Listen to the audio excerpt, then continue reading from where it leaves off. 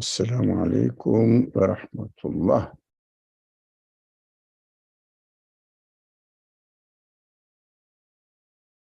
أعوذ بالله من الشيطان الرجيم. بسم الله الرحمن الرحيم.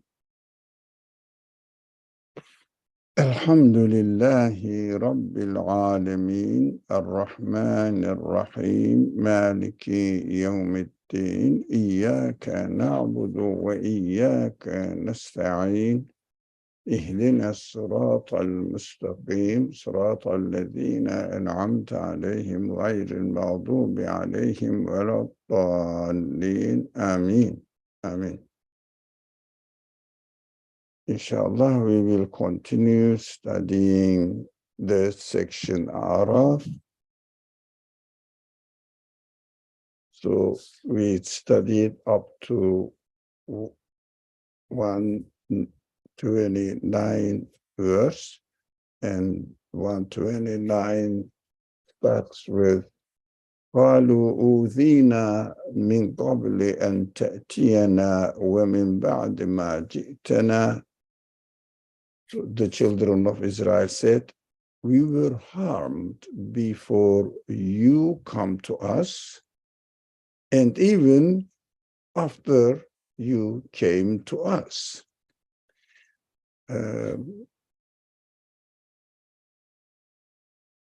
So the prophet Moses tried his best to save them from slavery, so they understood that not the human dignity is very important, but only the material side of the life, financial side of the life is important. So they didn't really appreciate the Moses message to them. And also that is for us as well. We may not appreciate the message of the prophets, so that we can really look for any solution for our human problems. But unfortunately, we may think that it is only for material things. So after, of course, the prophet Moses took them away from from Egypt, from the slavery. They were free, but they were in the desert, traveling for a long time and going from one place to another. They didn't have a settled life. Physically, they were not really in a very good position, although God guaranteed their food, and they were also in the desert. Their water was guaranteed as well through miraculous creation.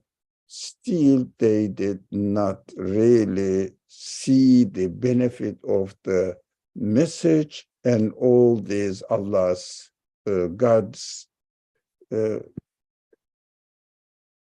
gifts. So after you came to us also, we were harmed. It is very human.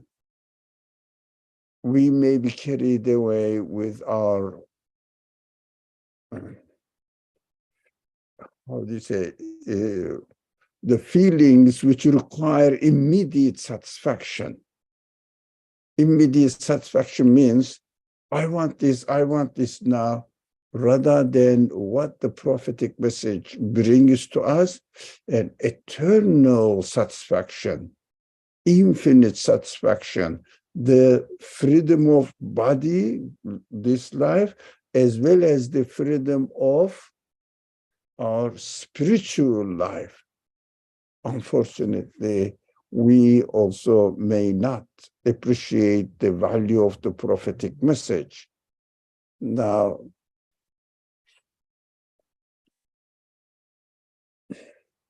for example, When we read the Quran, now for us, let's apply this, the meaning of this verse to our life.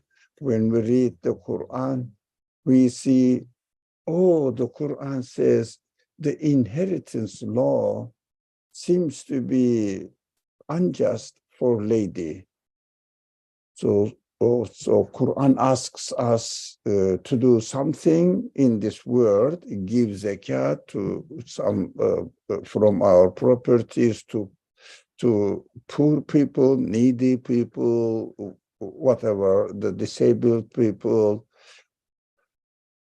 And we may say, oh, I have been working so much and they don't work, so why should I feed them? They should take care of their life, etc. Lots of excuses. Also, the Quran prescribes some sort of rules for our life. We only think of this, the conditions of the limited life, rather than thinking that Quran gives us the news that our owner of our existence is the owner of the universe, gives a meaning to the life of this world, and makes the things so clear for us, what is going on in this world, why we are here, who our owner is, what the future is expecting for us, and solve the problem of the very unbearable end of death, and what is going on after death, what will happen after death, making our life so meaningful. We don't look at that and say that, oh, why should I get half of the inheritance of my parents as my brother gets it?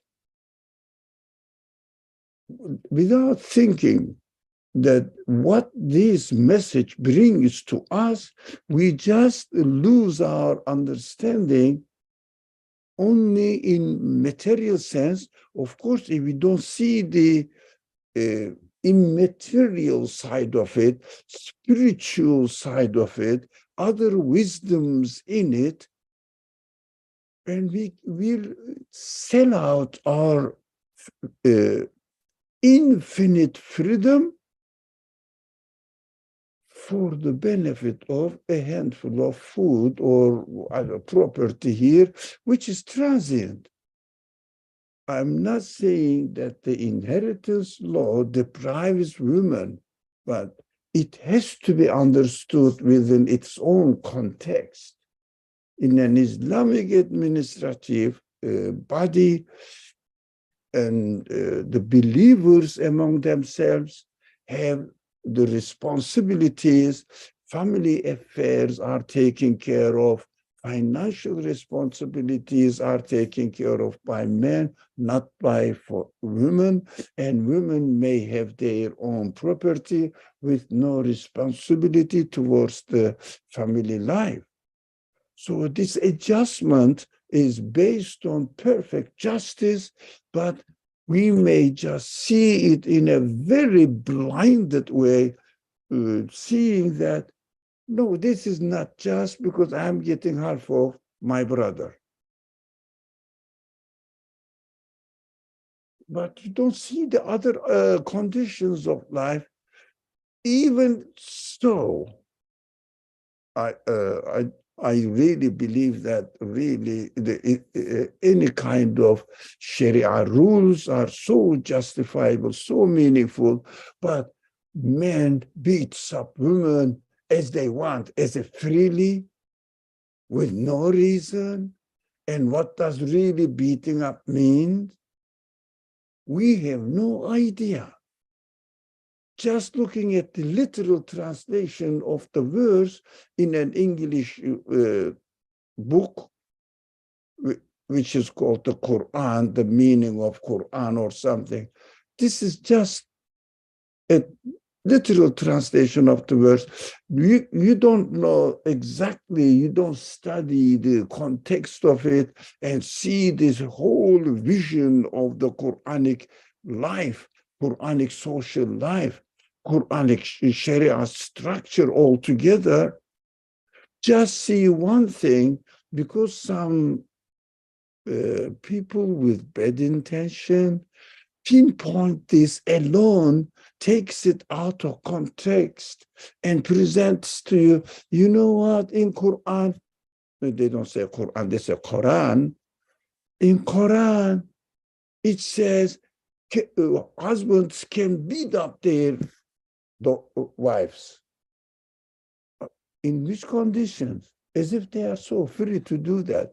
And all the conditions and the situation of the social life and the institutional life, administrative life, lots of financial responsibilities and mutual responsibilities. They don't take notes of any of them, and they argued on the very literal, isolated meaning of the verse. Forget about what the Quranic message or revelation brings to our life. Exactly, the Quran presents this case in the example of the children of Israel's attitude towards Moses. Just because they didn't have onion, they didn't have garlic, they didn't have cucumber, just on the free food from sky and whatever the best nourishment for them provided by Allah, and water provided by Allah, as a result of miraculous creation, they don't take notice of it. We do the same thing while we are arguing about certain points mentioned in the Quran.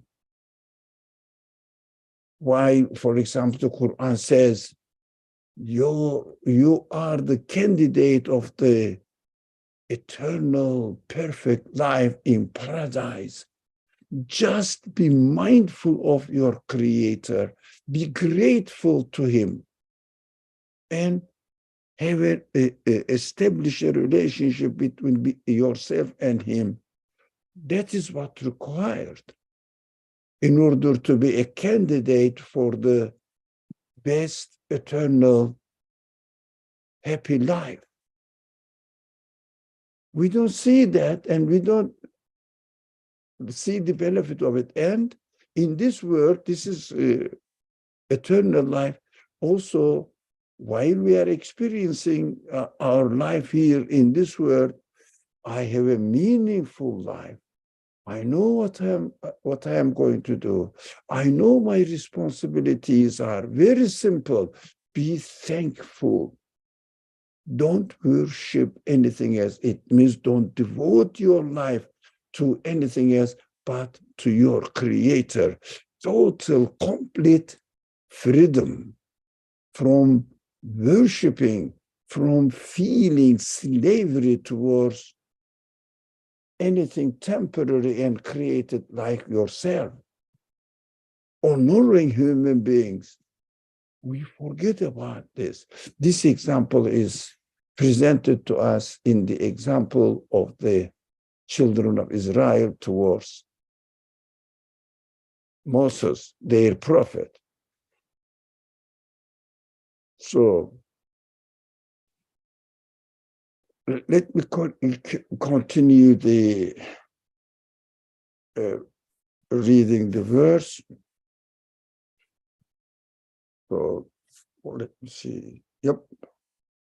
Remember the magic. Musa said in response to it, عسى ربكم أن يهلك عدوكم ويستخلفكم في الأرض فينظر كيف تعلمون. So in the continuation of the verse, it says, Moses said, it may be that your Lord will destroy your enemy and make you successor in the land, then see how you act. Just you are going a kind of education, whether you will really be loyal to your prophet, which in front of you, who in front of you demonstrated the miracles and brought you the freedom that you experience in your life here in the world. And now you are going somehow a little bit difficulties, but these difficulties are solved. The cloud was employed for you to give shade in the desert. Water is provided, food is provided, but you didn't have a settled farmer's life yet. But you don't know what will follow you, what will come after this. So after these difficult days, just it is a kind of appreciation of a new type of life for you, and your enemy is destroyed. You have seen that the army of your army of Pharaoh who were oppressing you, enslaving you, God destroyed your enemy. Did you not see it? Now you are going to be the successor in the life. It means this is a little bit difficult to understand at first if we don't really appreciate the Quranic rhetoric. So you will be the successor in the life. What does it mean, the successor in the land, in this world? What do we understand from it?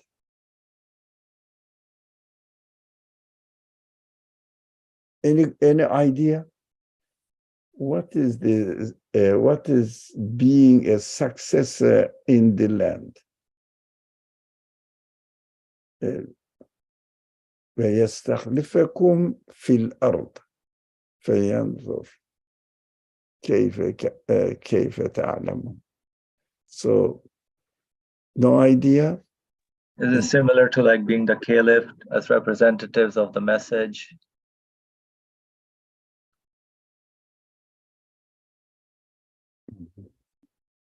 Did you hear me? No. No, I said like a caliph as a representative of the message to declare or glorify, share the message. The representative of the message. The message of the prophetic message to others. Message. Yes, this is right, but fil ard, يستخلفون fil ard. It means, and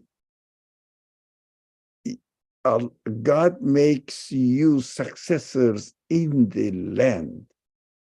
It is something to do fil ard. That is correct within its own space, but in this verse, you will be successor in this land. Does it mean landowner or authority in the land? An authority over the land? Landowners die. These are good tries, of course. I appreciate them. To inherit, to be the successor in the land, you can benefit from all the things created for you. Then you can use the land, but there is but. Let's compare it with a person who did not receive the message or didn't accept the message. His ownership of the land is temporary. his ownership of the land is temporary. With the message of the prophets, you understand that your ownership of the land is temporary in the world, but at the end, you are going to get the best land in the hereafter, as the Quran describes those people who were mindful of God, in the consciousness or experiencing the worshiping God alone in this world. So when they were admitted to paradise, the keepers of the paradise, guardians of paradise, angels welcome them and say that, come on, come here. This is the result of your good work. It means you were living in this world as just worshiping God only, but nothing else. This is the reward for you. And they say, وَقَالُوا الْحَمْدُ لِلَّهِ الَّذِي وَهَبَنِي no, الحمد لله الذي ورثني من الأرض. Come on. من الجنة حيث نشاء. What was the verse? Let me quickly remember. This is an interesting verse that we have to pay attention in Zumar, in section Zumar 39, and let me see. Okay. Please, 39, okay. Oh, maybe. No. No. Okay. This is not 39. Yeah. It says, وَقَالُوا الْحَمْدُ لِلَّهِ الَّذِي صَدَقَنَا وَعْدَهُ وَأَوْرَثَنَا الْأَرْضَ نَتَبَوَّأُ مِنَ الْجَنَّةِ حَيْثُ نَشَاءُ. Yeah, alhamdulillah, thank God that he kept his promise, because if you worship God alone, I will give you a paradise where you can enjoy your life in such a way that your land will be as wide as between the skies and the earth. It means you will really enjoy them, and this is forever. This is forever. That's what the Quran says. Sadaqana wa'ada wa awrathana al-arda, and bequeathed to us, gave us, let's make it simple, a land. نتبوأ من الجنة. We can settle down there in the paradise. الأرض من الجنة, in paradise, and حيث نشاء, as we wish, as we will, however we like it. Now, inheriting the earth while we are here in this world, those people who don't really believe in God and the Creator, and that this world is a result of a conscious choice of a Creator, they cannot inherit, they cannot be successor of the earth. Why? They have it, but they know that as they die, everything will be left. It is not being a successor, temporary tenant. And also, we are not really adding to this understanding to the mindset of the disbeliever, that although this land is, he is using now benefiting from it. Thank you, Ziba. It is, thank you. You shared us in the chat box. So we are you are using it, but you know that you are going to lose it. And you know that you cannot really guarantee it. But a person who listened to the prophetic message, then he understands that this is a transient world. Yes, we are going to die here, but at the end we will have the land in paradise, which is infinite, which is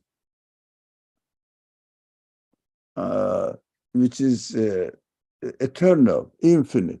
We may settle in paradise wherever we will. Look, we may settle in paradise. The translation, I'm not criticizing the translator. Don't misunderstand me. But we will settle down.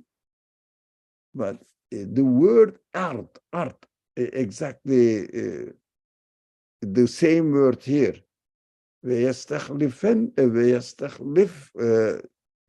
يستخلفكم في الأرض. And there also, the same verse here. Now, وأورثنا الأرض نتبوأ من الجنة. نتبوأ, we settle down here, but in a land. In a land. It is missing in the translation. I'm not saying it's a bad translation. Don't misunderstand. Because this concept is not there. Because especially among the children of Israel, the promised land, أرض الموعود,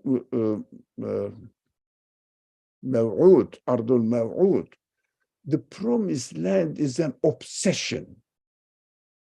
And they think the promised land, even some Muslims also think this, under the influence of Israeliyat narrations.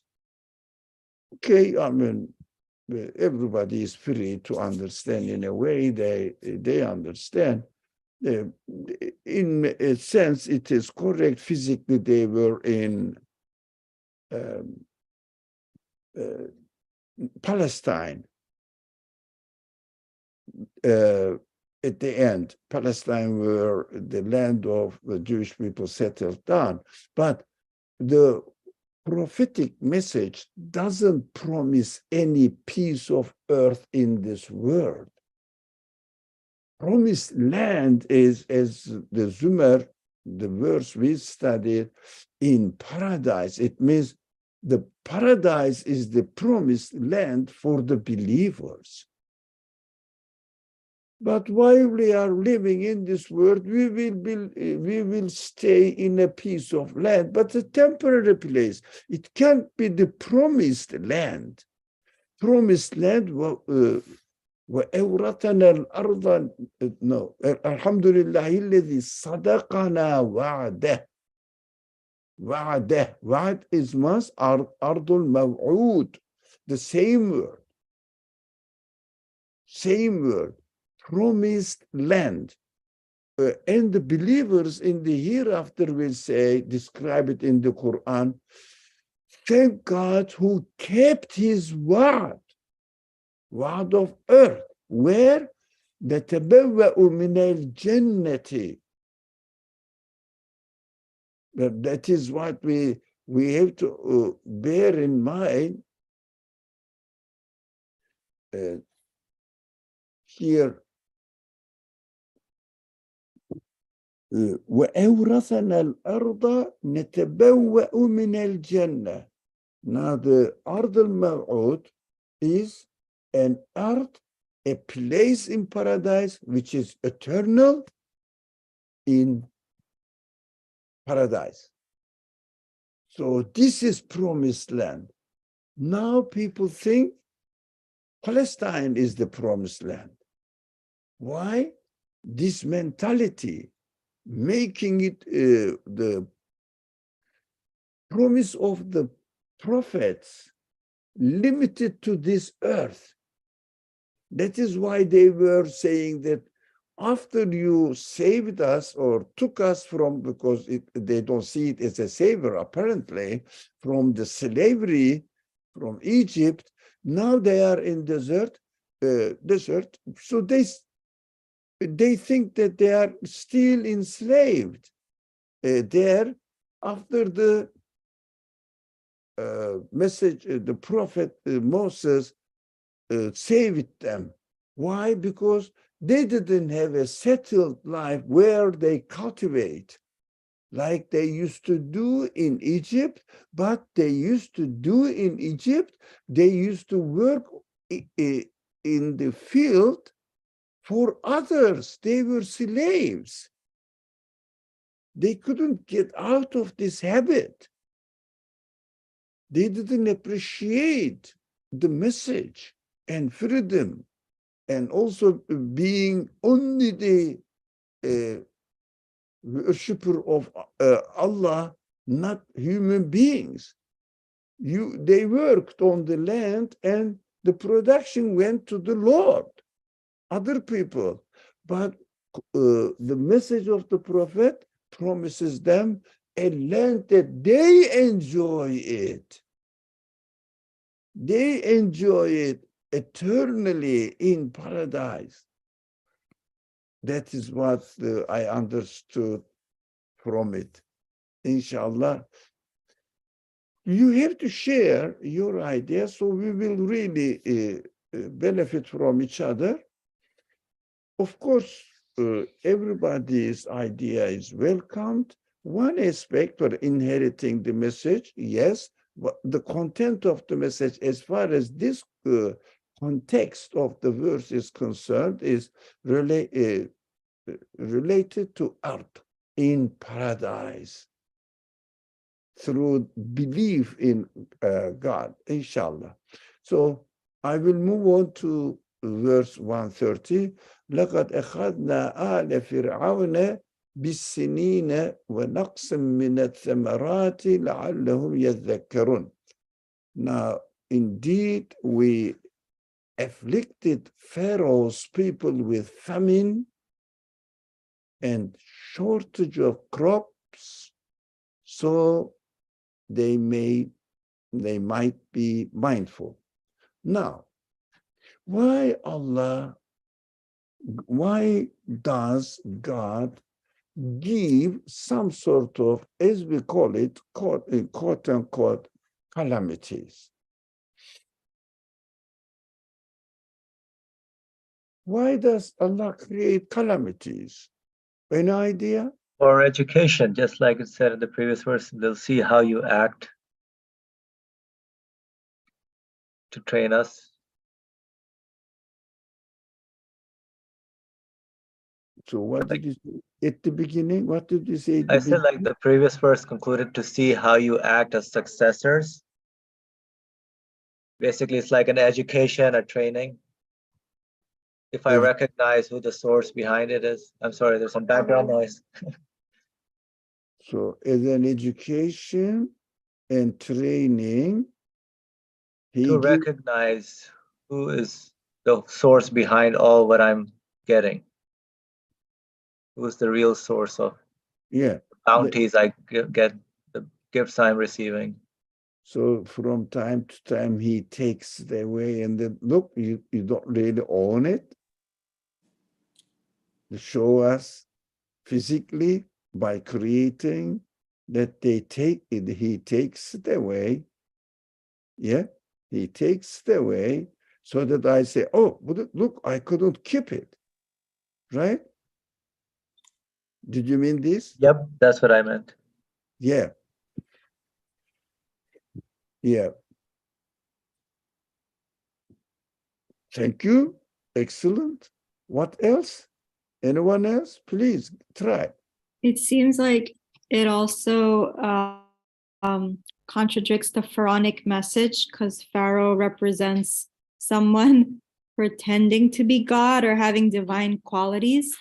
So if there's a famine and a shortage, it contradicts this idea of a human being having power over the earth. In other words, it rendered him powerless. It rendered him powerless, without power. Yeah, in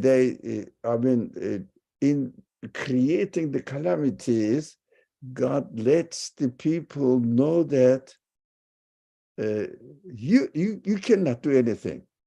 Everything is under the control of somebody else. Excellent. Did I understand you rightly? Yes. Yeah, thank you. Yeah, it is absolutely. It is really the meaning of the verse. If practically speaking, if I don't, what you said, I'm just wrapping up from both comments. If I don't understand the reality of this world,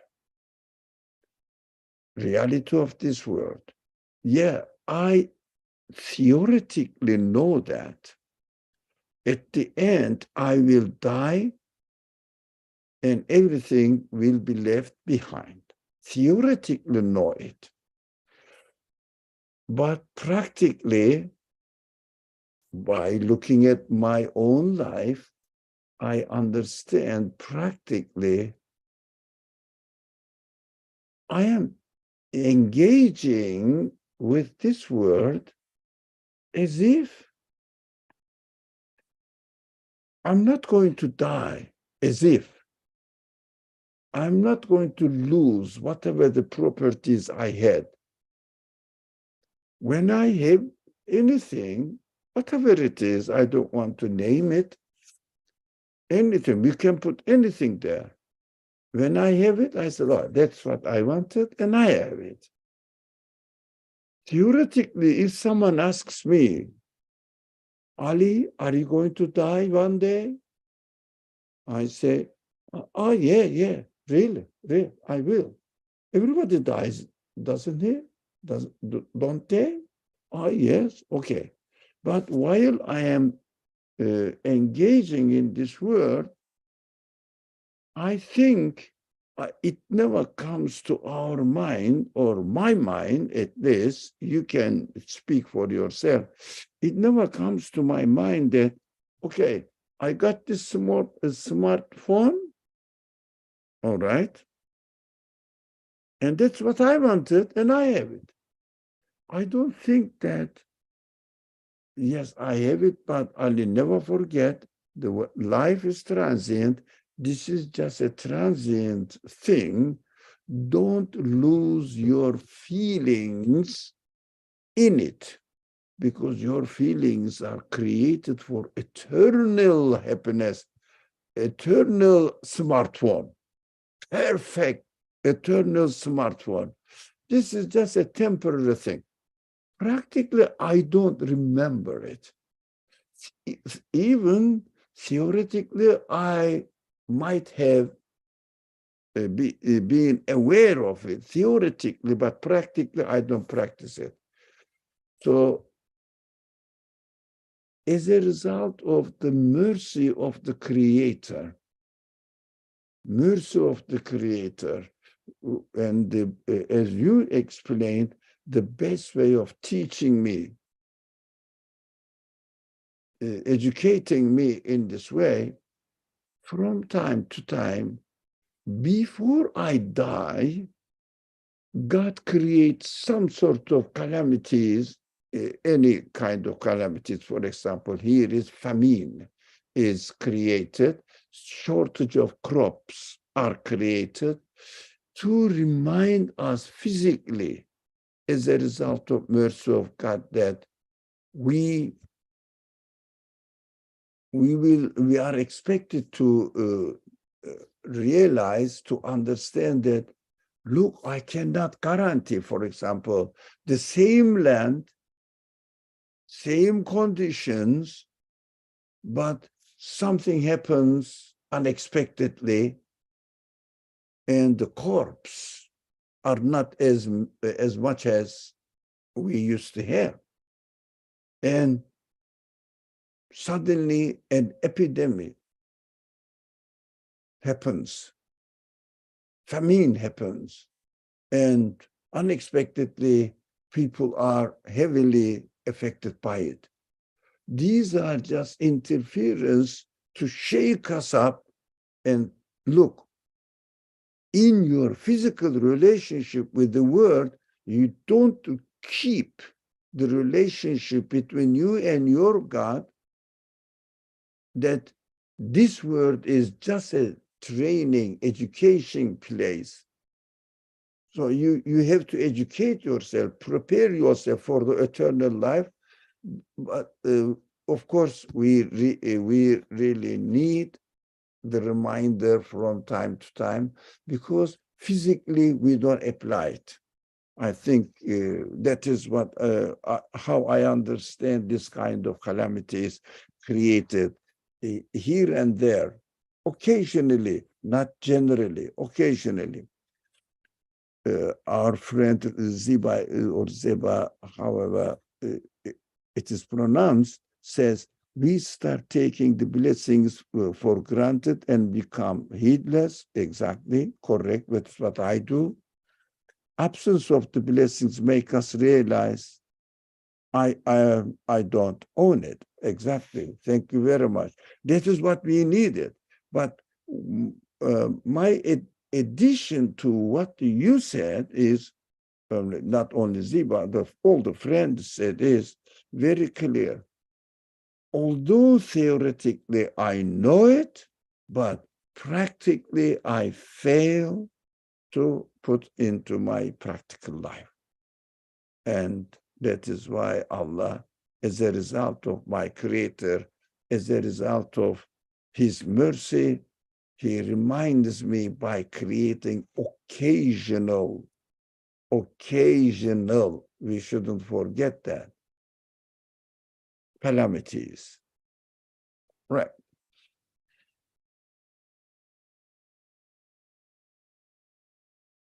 Okay, let's see the further verses. 31. No, what's that? No, here it is. All right, 31.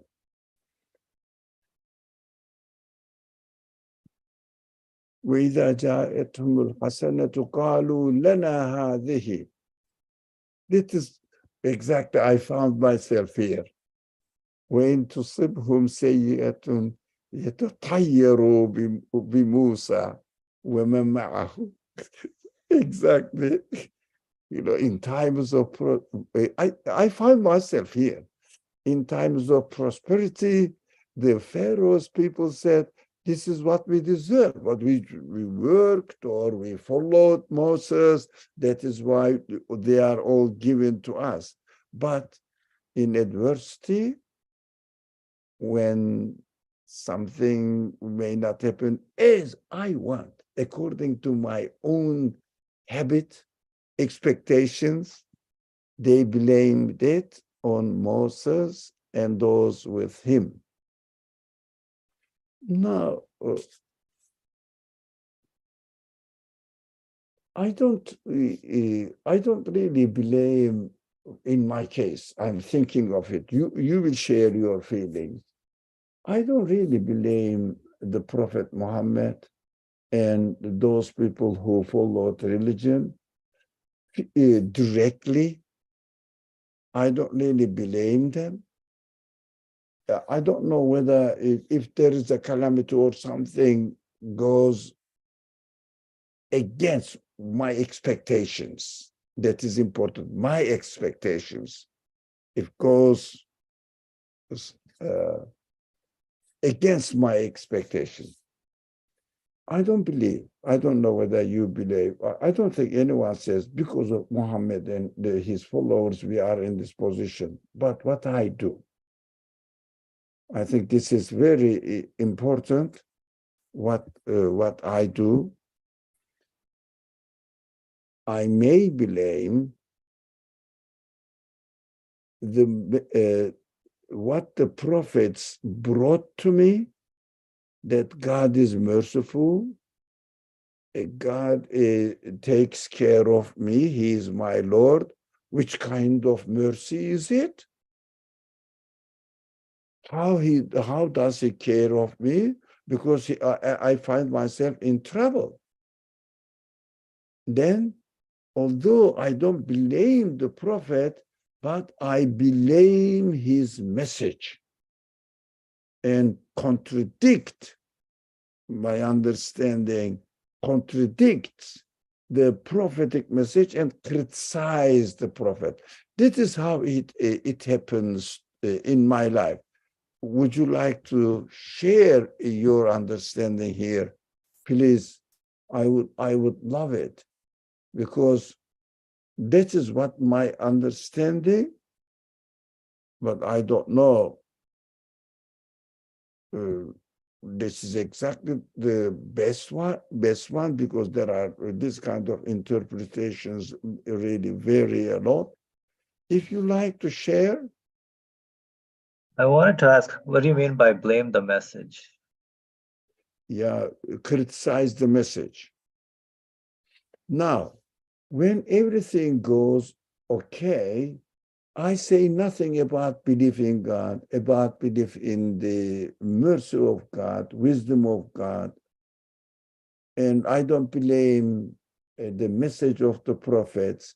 But if something goes wrong, I say, which kind of God, or the merciful God that harms people, for example, kills people as a result of any kind of this kind disasters or calamities, then criticize it.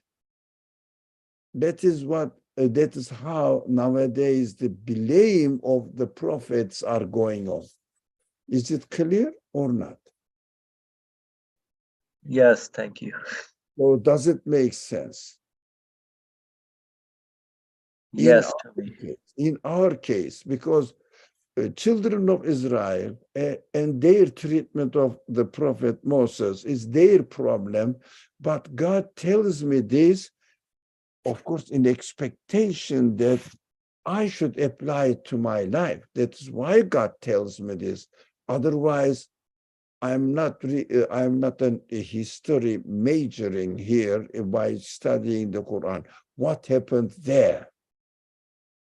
Of course, it is related to my life. That is why my Creator tells me, and my Creator says, follow with the message I sent to you. So how can I follow it? By applying to my life. So in my life, I see it happening in this way. Any other alternative understanding?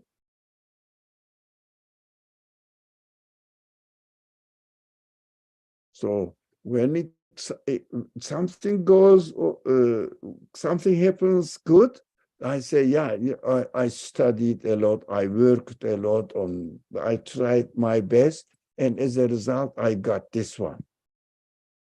I don't really criticize the message there or criticize the prophetic message. But if something goes wrong, as the verse says, but in adversity, they blamed it on Moses and those with him. So وَلَكِنَّ أَكْثَرَهُمْ لَا يَعْلَمُونَ. Surely all, sorry, it is very important before this. So, إِنَّمَا طَائِرُكُمْ عِنْدَ اللَّهِ وَلَكِنَّ أَكْثَرَهُمْ لَا يَعْلَمُونَ. Yes, surely all is destined by God. Yeah. عند Allah. It's destined by God, decided by God, yet it means whether it's good, whether it's bad, according to my expectations, good or bad. Again, I'm emphasizing it how many times, but it is very important. According to my expectations, it may seem to be bad. and then I say it is bad, according to my expectations. Everything is from God, but they don't know. Some people don't know.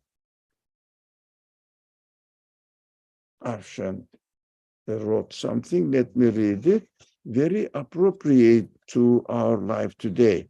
Any discussion with non-believers, they will immediately bring up the subject of natural calamities, yes, but they have no explanation for prosperity and calamity according to their worldview.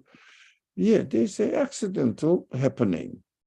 When something bad happens, they don't say accidental happening. They say, where is God? How God is merciful. Look at this. What happened at the end of this disaster or that calamity? What happened? So they just blame the prophets. Exactly. Thank you for sharing your ideas. So 32. Let's move. If there is no more comment.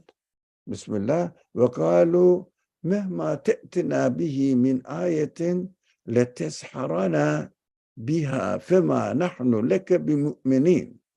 So when they said to Moses, no matter what sign you may bring to deceive us, we will never believe in you.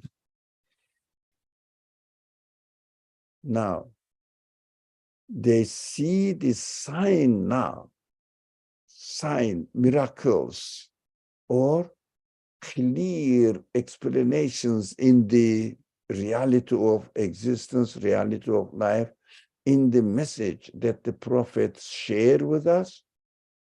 When, the sign has various meanings here in this context, from one context, from one side aspect, it is the miraculous creation. What they asked Moses, the prophet Moses, so that ask your God to send us food, and it was sent. Very quickly, brotherly clarification. So they refers to like the children of Israel or the Pharaoh's people? How do we know this? In this context, they said to Moses, the children, I understand whether it refers to Pharaoh's people or children of Israel. Did you ask this? Yes, including the previous verse as well. So, but when the prophet Jesus, of course, that's a very good question. When the prophet Moses presented the sign to them, they say, you, prophet Moses, you deceive us. We will never believe in you. This is what the Pharaoh's people said. But as far as we are concerned now, we may think that when God sends his sign, his verses, his messages to us, we may also oppose it. These are just, the believers don't apparently, but those people say, no, these prophets tell us something supernatural, not really experiential, not really palpable that we can see. So we won't believe in it. Discard the message totally from their life. In the context, as you said, the people who don't really believe Moses as the prophet, they rejected him as a magician, like a great magician, because they regarded the miracles as magical things in order to deceive them. So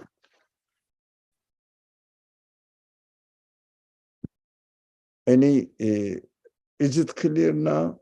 I'm trying to apply it to myself. What do I do usually when I see the sign, the message of the prophet? So some people may say, no, it is just supernatural things, not really realistic matters. Does it make sense?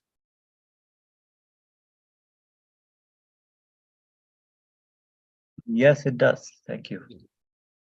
Shall we move one more? No. Why did it go back? What am I doing here? Yeah. We studied this, and now here. Let's see whether now these are the calamities sent to the people, to the Pharaoh's people.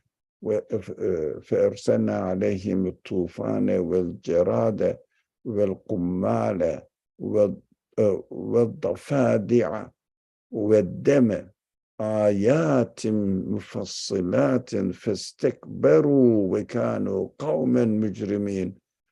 I mean, this is the continuation of the clear signs that they are not the owners of their life, masters of their life, to show them. So we sent upon them, Pharaoh's people, floods, locusts, lice, frogs, and blood, all as clear signs, but they persisted in arrogance and were a criminal people, mujrim, criminals they were.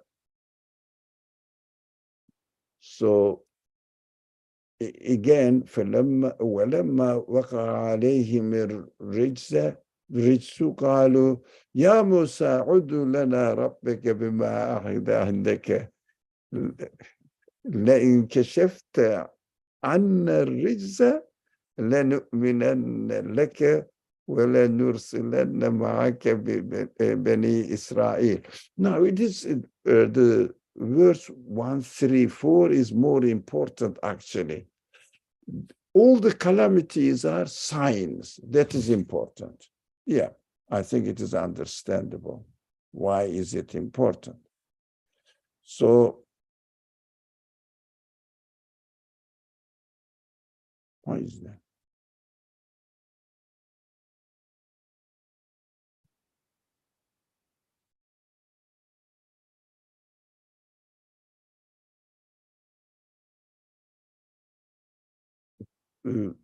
Sorry, I was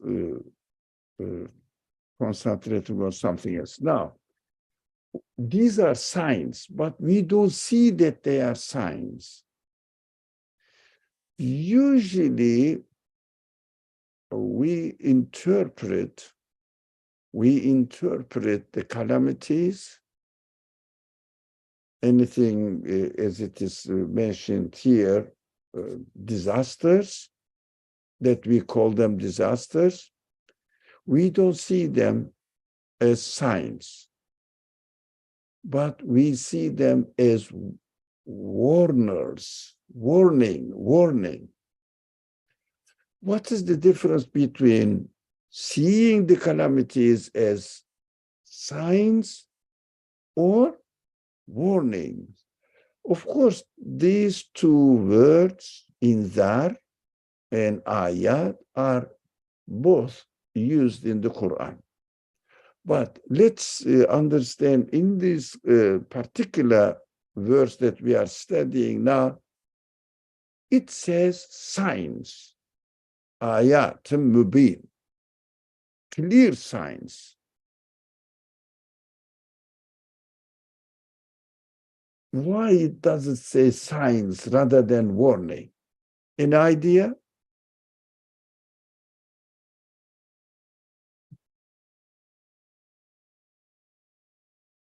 rather than inzar, warning, but sign.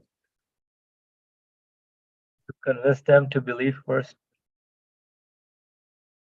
Believe in what? In an absolute being, because they're not believing at this stage. And anyone could be me. I don't see the signs to recognize who the owner is behind all this. So it's not really a warning, but at a particular stage of the journey of a human journey, it has to be seen as signs, I would think. I don't know. Yes, Afshan, please be patient. Let's deal with the subject first, and then, inshallah, you will speak. Now, we should not see the warnings only just to shake us, but try to see the meaning, because signs are there for us in order to get some meanings out of it. So they rejected Moses, and they didn't really accept, especially the Pharaoh's people didn't accept the Moses' message. They rejected it. Oh, okay. God sent them another kind of signs. Another kind of sign. This physical signs, demonstrating, as our friends said earlier on, demonstrating that they are not the owners, they are not the decision makers in this world. So they will understand and see the meaning in their creation. Look, I cannot really stop these frogs here, flood here. Locusts are invading and eating all the foods, our crops. Lice are making the life unbearable. It means I cannot have any word over what is being created here. That is what we have to see, the meaning in the creation of anything that we don't understand. Yeah. That is what I understood, the significance of the word for these floods, locusts, lice, frogs, blood everywhere. The Quran says these were as clear signs, so that the signs point to the meaning of something else, that I have to understand the meaning in their creation. I am just repeating. That is what I also have to do in my practical life. If I come across with any creation that myself, according to my expectations, I don't like. Okay, Afshan, please go ahead.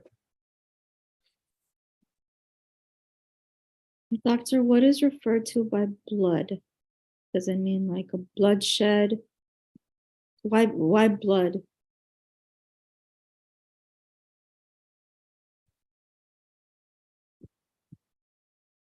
I didn't understand this. My machine's voice or mechanical voice, I'm not, I don't really understand. Can you please repeat or say with other words that I can follow you? Why does it say the word blood? So that is how it is. Blood was covered everywhere rather than raining. That is the historians say. Rather than water raining, blood rained. That is miracles, signs. Frogs, created frogs, they said, everywhere in the house, everywhere the streets are full of frogs. But these are, of course, a kind of speculations. But of course, we understand that there is something going on which we don't like it. Do you like your house invaded by lice, by locusts, by frogs, by blood instead of water? No, we don't really pay, we don't really pay attention about the physical side of the matter. In the Quran, these are not important. What is important here? These were all signs, clear signs. Sorry, go back.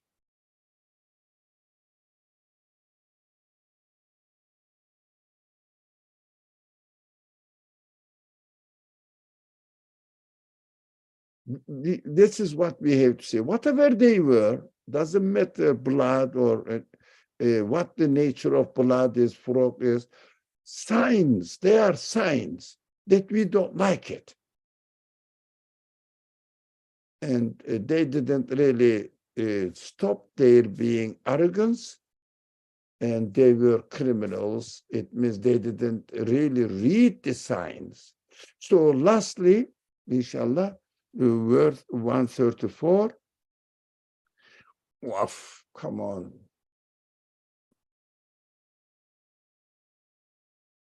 I keep making this mistake. So ولما وقع عليهم الرجز قالوا يا موسى ادع لنا ربك بما عهد عندك لئن كشفت عنا الرجز لنؤمنن لك ولنرسلن معك بني إسرائيل. Look at this. They were fed up with their life, but rather than trying to see the signs, let's see and understand the signs. Let's see, whenever a plague struck them, they would say, Moses, pray for us to your Lord. That is very important. Ud'u lana rabbeke, towards your Lord. Still, they don't own the Lord, as if it is Moses' Lord, not my Lord. So these are the points that the Quran is teaching us, asking the prophets or the message of the prophet, or expecting the message of the prophet. They will speak from their perspective, not from my perspective. So by virtue of the covenant he has made with you, the covenant God made with Moses. So if you remove this plague from us, so لئن كشفت عنا الرجس, look at this, look. Do you understand? If you remove, as if Moses will act in such a way that he will remove this plague.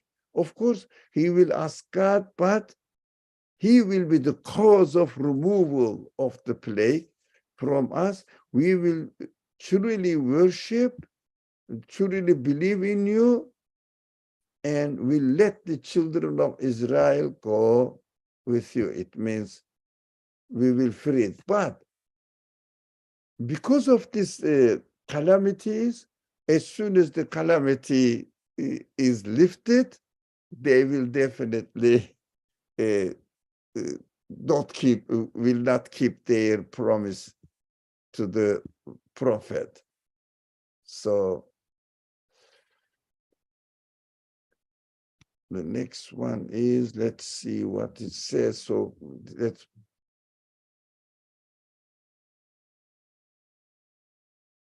yeah, exactly. Let's read this one. This is the continuation of the same subject. فَلَمَّا كَشَفْنَا عَنْهُمُ الرِّجْزَ إِلَى أَجَلٍ. That is very important. Yeah. هُمْ بَالِغُوهُ إِذَا هُمْ يَنْكُثُونَ. When we remove the plague from them, giving them time to fulfill their promise, okay, we will remove it, and let's see if you are going to keep your promise, and they would break their word. It means they won't go back and leave the children of Israel free, go with Moses. فانتقمنا منهم فأغرقناهم في اليم بأنهم كذبوا بآياتنا وكانوا عنها غافلين. So we inflicted punishment upon them, drowning them in the sea for denying our message. Again, بآياتنا, because they didn't believe, they denied, although they wanted to have this material temporary benefit. So these disasters will be removed from them. When they have their comfortable life, they broke their promise, and they didn't really take any notice of the message. They didn't get anything of the message at all. And they were وَكَانُوا عَنْهَا غَافِلِينَ, and being heedless of those messages. That is what the main point I understood from these verses. Anything happens to me in this world which I don't like, I have to see it as a sign and try to meaning in it, which kind of message I am expecting to get from it. That is the main message I got. Did you get any different message? That the very, very core message we get? Anyone, please? Apart from what I said, or including that, would you like to share? Or is it clear? I think the time is up. That's what people don't want to share more ideas. Let's stop. Bismillah ar-Rahman ar-Rahim. سبحانك لا علم لنا إلا ما علمتنا إنك أنت العليم الحكيم وآخر دعواهم أن الحمد لله رب العالمين بحرمة سورة الفاتحة. اللهم صل